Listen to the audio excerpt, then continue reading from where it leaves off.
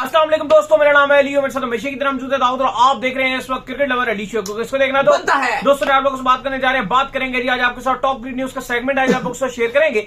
Number 1 पे आप लोगों से बात करने जा रहे हैं, जो हमारे पास अपडेट आ रही है वो आ रही है जी पाकिस्तान और न्यूजीलैंड के तीसरे T20 को लेकर, जो कि कल खेला जाना है। तो इसकी क्या प्लेइंग 11 होगी, हो चुकी है, बल्कि अनाउंस हो चुकी है। इसके और बात करेंगे जी इसके बाद अली जफर के हवाले से जो PSL का सॉन्ग अब नहीं गाएंगे, जरा इस पर बात करेंगे कि पैट कमिंस ने जो पाकिस्तान के खिलाफ शानदार परफॉर्मेंसेस दिखाई थी, अब उनको उस चीज का सिला मिल गया है। क्या सिला मिला है वो आपको बताएंगे। और बात करेंगे जी इसके बाद ऑस्ट्रेलिया और वेस्ट इंडीज के हवाले से कुछ अपडेट आ रही है, वो भी आप लोगों से शेयर करेंगे। तो अगर आप हमारे चैनल पर नहीं पहली बार आए, चैनल को लाजमी सब्सक्राइब करें और साथ एक बेल आइकन बजाना। तो बात का आगाज करते हैं जी नंबर 1 खबर के साथ। लेकिन दाऊद साहब, इससे पहले हम आपको बता दें कि कल आपको पता है कि सुशांत मेहता, जिनका ताल्लुक है जी इंडिया से, कल वो बड़ा टॉप ट्रेंड करते रहे पाकिस्तान की ट्विटर के ऊपर। हम उनके ऊपर यहां से भेजते हैं बकायदा लानत, और बेशुमार लानत जो हम उनके ऊपर भेजते हैं, क्योंकि हमारे हुजूर सल्लल्लाहु अलैहि वसल्लम की शान से ऊपर कुछ भी नहीं है। जिस तरह की उन्होंने बकवास की है या जिस तरह की उन्होंने जो गुस्ताखी की है, इंतहाई नापसंदीदा अमल किया है। हम किसी के भी रिलीजियस को, चाहे वो आप कह लें कि हिंदुओं का रिलीजियस हो, किसी का भी रिलीजियस हो, कोई भी रिलीजियस हो, हम उसके ऊपर कोई भी नेगेटिव बात करें, ये बिल्कुल हम इस चीज को सख्त नापसंद करते हैं। और इस चीज के ऊपर उनका बात करना इंतहाई उस शख्स का गलीज होना बताता है कि वो कितना घटिया और कितना गलीज इंसान है। और वो एक स्पोर्ट्स जर्नलिस्ट भी नहीं है, वो सिर्फ और सिर्फ जो है बॉलीवुड में, यहां पर शाहरुख खान ने मूद दिया, आज वहां पर सलमान खान ने मूद दिया, वहां पर बैठ के इसने कर दी, ये चीजें वो रिपोर्ट करता था। लेकिन पैराशूट के जरिए उसने जो है स्पोर्ट्स जर्नलिज्म में आकर एंट्री मारी है। और फिर अब जो इंडिया में भी, क्योंकि हम जब गए हुए थे श्रीलंका, तो जितने इंडिया के जर्नलिस्ट हैं वो उसको कार्टून नेटवर्क के नाम से जो है वो जानते हैं। कोई भी नहीं कहता कि वो जर्नलिस्ट है। इवन हम जिसको जर्नलिस्ट मानते हैं इंडिया से, वो one and only Vikrant Gupta है, जो कि एक राइट बात करते हैं और किसी के खिलाफ कोई नेगेटिव या उस तरह की बात नहीं करते हैं। वो जर्नलिस्ट है इंडिया में।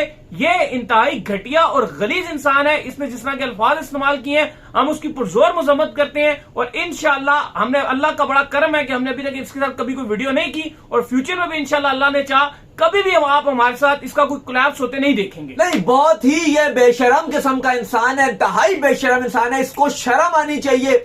इस बेशरम इंसान के अंदर हम, क्योंकि जैसे आपने बात बताई है, तो इसके इवन जो साथी हैं वो बताते हैं कि ये कितना ज्यादा बेशरम और कितना अनापसंद शख्स है। ये कुछ भी करेगा, ये अपने आप को वायरल करने के लिए कुछ भी करेगा, ये अपने घर वालों को बेच देगा। ये शख्स अपने घर वालों को बेच देगा। मैं तो समझता हूं इसके बारे में बात करना भी, और पाकिस्तानी व्यूअरशिप जो है, पाकिस्तानी फैंस जो है, वो इसके बकायदा इसके मुंह के ऊपर लानत भेजें और इसको देखें भी मत। क्योंकि स्पोर्ट्स यारी, अगर आपको एक और मैं बता दूं, स्पोर्ट्स यारी अगर चलता है तो वो इंडियन व्यूअरशिप की वजह से नहीं चलता। पहले तो आपको बता दूं, क्लियर, ठीक है, आप पहले ये बात समझ लीजिए कि स्पोर्ट्स यारी सिर्फ और सिर्फ पाकिस्तानी व्यूअरशिप पे चलता है। इंडियंस उसको बिल्कुल भी नहीं देखते। हाँ, पाकिस्तान जब मैच जीतता है तो उसमें उसके व्यूज आते हैं, क्योंकि पाकिस्तानी अजार, और ठीक है, इसमें कोई बुराई नहीं है। अब इंडिया की भी होती है तो इंडिया भी आके देखते हैं, वो कोई बात नहीं है, बाकी भी इंडिया के काम करते हैं, इसमें कोई बुराई नहीं है। लेकिन बात यह है कि वो इतना बेशरम इंसान है कि एक तो देखो, उसने एक तो स्पोर्ट्स तक में, अगर आप विक्रांत की बात करते हो, इवन हम जब श्रीलंका गए हुए थे तो उनके साथ हमारी बड़े बैठे हैं, बड़ी गपशप हुई है, बड़े वो अच्छे इंसान है। एक बात है कि विक्रांत ने स्पोर्ट्स तक में इसको IPL में इजाजत दे दी कि भाई तू आके बैठ जाए यहाँ पे। और वो इतना बेशरम के वो जिसने तुझे जिस थाली में खा रहा है उसका नहीं, यानी कि तुम्हारा जो बॉस है विक्रांत गुप्ता, जो तुम्हारा सर है, इस टाइम तुम्हारा लीडर है, तुमने उसी की गर्दन काटना शुरू कर दी और उसी की टीम को लेकर तुमने एक अलग खोल लिया। इस बंदे को जानता भी नहीं था। बाकी वो जो थे, मनोज डिमरी थे या रोहित वगैरह थे, अब चैनल भी चला किस पे, उनकी मेहनत की ऊपर चला, और ये आज उनकी मेहनत बैठ के खाता है। अच्छा सुनो, इसने उनको घेरा, उन बेचारों को किया जा रहा है, वो लड़के थे, यंगस्टर्स थे, उनको वो एक बड़ा चैनल था, वहां पे वो नीचे ही थे, इसने उनको घेरा, उन बेचारों को इसने आगे कैरियर को खराब किया, उसके बाद उनको वहां लेके गया, और जो उनके हक के पैसे थे इसने वो भी नहीं दिए, और बाद में एट देन उनको निकाल दिया और नई टीम यंगस्टर्स रख लिए। क्या मेरा चैनल तो चल गया और मैं चल जाऊंगा? जरूरत नहीं। ये इतना बेशरम इंसान है, इतना बेशरम है, इसको शर्म तो आती नहीं है। शर्म तो कह ही नहीं सकते कि तू चुल्लू भर पानी में डूब मर, क्योंकि ये बेशरम इंसान है, इसको शर्म नहीं आती है। लेकिन अगर फिर हम इसको बोलेंगे कि सुधर जा बच्चे, तू सुधर जा, तू स्पोर्ट्स जर्नलिस्ट भी नहीं है। अगर ये पैराशूटर है ये पता नहीं कौन है जो भी है, लेकिन जो भी है ये एक बेशरम इंसान है। आगे चले इसका ताल्लुक इस पर बात करके से बिल्कुल टाइम जाया नहीं कर रहे इसके ऊपर बात करके। बिल्कुल। खैर, जिसके बाद हमारे पास अपडेट आ रही है जी, वो आ रही है पाकिस्तान और न्यूजीलैंड के हवाले से अपडेट आ रही है, क्योंकि पाकिस्तान और न्यूजीलैंड की जो प्लेइंग 11 है वो अनाउंस कर दी गई है। पाकिस्तान ने अपनी प्लेइंग 11 अनाउंस कर दी है। पाकिस्तान ने उसके अंदर 3 तब्दीलियां जो है वो की हैं। जमान खान की भी एंट्री हुई है, उसामा मीर भी जो है वो बाहर गए हैं। क्या आ रही थी प्लेइंग 11, पहले ये बताएं। देखिए, आज पाकिस्तान टीम ने ड्यूंडिन में प्रैक्टिस की और प्लेइंग 11 भी साथ अनाउंस कर दी। अगर आप बात करें तो जब पाकिस्तान ऑकलैंड से हैमिल्टन गया था वो तो एक छोटी सा सफर था, 1.5-2 घंटे का सफर था, तो इतना मसला नहीं था। लेकिन इसमें भी गैप भी इसलिए 3 दिन का आ गया था, क्योंकि हैमिल्टन से या इवन ऑकलैंड से, क्योंकि वो तो करीब करीब ही है। अगर आप ड्यूंडिन जाएं तो तकरीबन 18-19 घंटे का बाय रोड अगर आप देखो तो रास्ता है। ये तो अगर फ्लाइट में गए थे, लेकिन वो भी ठीक ठाक लंबी फ्लाइट बनती है। तो काफी पाकिस्तान टीम पहुंची है, ड्यूंडिन में प्रैक्टिस भी कर रही थी। आज पाकिस्तान टीम ने सुबह ही प्रैक्टिस करने के बाद अपनी जो 11 अनाउंस कर दी। 3 बड़ी तब्दीलियां पाकिस्तान टीम अपने में करने जा रहा है और वो पॉसिबल थी। लेकिन हाँ, एक जो बड़ी तब्दीली है वो ये है, जो नहीं हुई तब्दीली वो ये है कि आजम खान को रिटेन रखा गया। आजम खान स्टिल खेलेंगे। जो बड़ी तब्दीली की गई है, जो मैंने आपको पहले ही बता दिया था कि भाई उसामा मीर इस 11 में एडजस्ट होते हुए नजर ही नहीं आ रहे।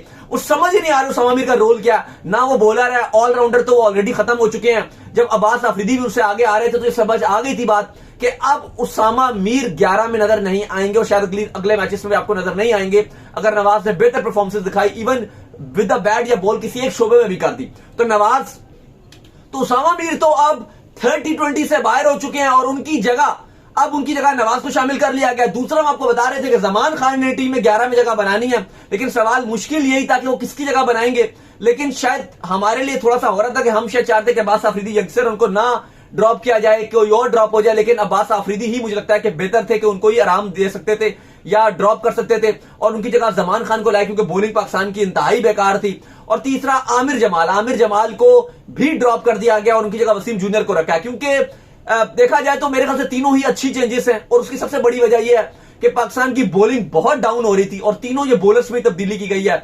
उसामा मीर की जगह नवाज आ गए हैं, बॉलर आपको चाहिए था।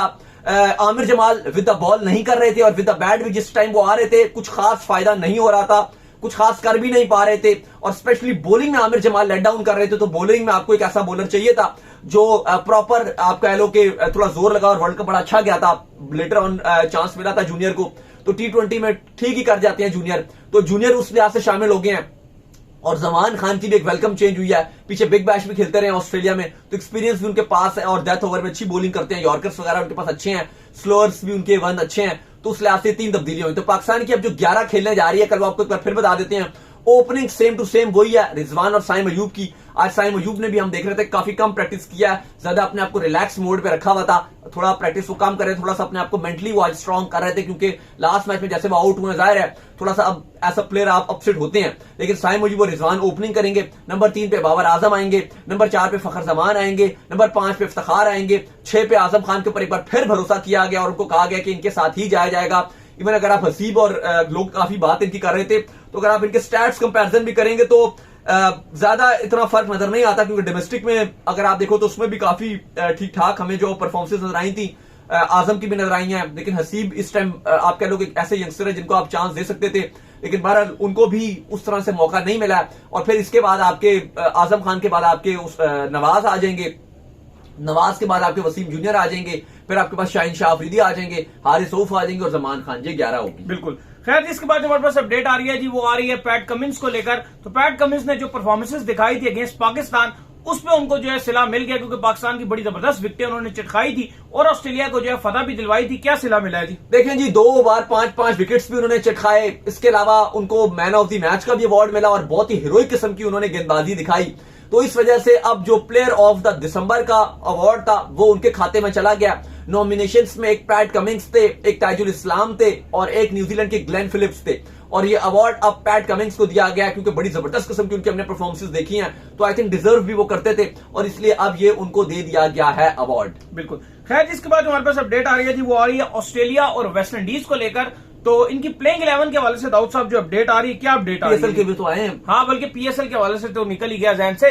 पीएसएल के हवाले से दाऊद साहब अपडेट यह है कि अली जफर ने जो है गाना गुनगुनाना था, और आपको पता है कि जो गाना पीएसएल के हवाले से अली जफर ने गाया हुआ है वो बड़ा शानदार किस्म का जो है वो गाना है, वो हमेशा पीएसएल में जब भी कोई गाना आता है उसको कम्पीट नहीं कर पाता। तो पीसीबी ने इस बार जो है वो कोशिश की थी कि अली जफर ही गाएं, लेकिन एक फ्रेंचाइज ने जो है मना कर दी और उन्होंने ये कहा कि इनके ऊपर जो है एक वुमेन ने एलिगेशंस लगाए थे, तो जिसकी वजह से हमारे पीएसएल की रेपुटेशन पे फर्क पड़ेगा, फर्क पड़ेगा। अगर वो गाना गा लेता आपकी रेपुटेशन अच्छी हो जाती पीएसएल की। देखो, हमने शायद 3-4 दिन पहले खबर दी थी जब अली जफर ने भी बोला था, तो हमने आपको अंदर से पीसीबी से कंफर्म करके आपको बताया था कि अली जफर इस बार पीएसएल का गाना गा रहे हैं, और ये बात हकीकत थी कि पीसीबी इस बार शॉर्टलिस्ट कर चुका था और उनको ये फैसला भी कर लिया था उन्होंने कि अली जफर ही गाना गाएंगे। लेकिन रिसेंटली आज कुछ ऐसा हुआ कि पीएसएल की एक फ्रेंचाइज है और उनकी फीमेल ऑफिशियल है, उन्होंने पीसीबी से शिकायत की। उन्होंने कहा कि जी नहीं, हम नहीं मानते अगर आप अली जफर से गाना गवाएंगे, क्योंकि इन्होंने इनके ऊपर जो है वो केस चला था और इन्होंने जो है वो हरास किया था, तो इसलिए जो है वो आप इनके ऊपर जो इनसे गाना ना गवाएं।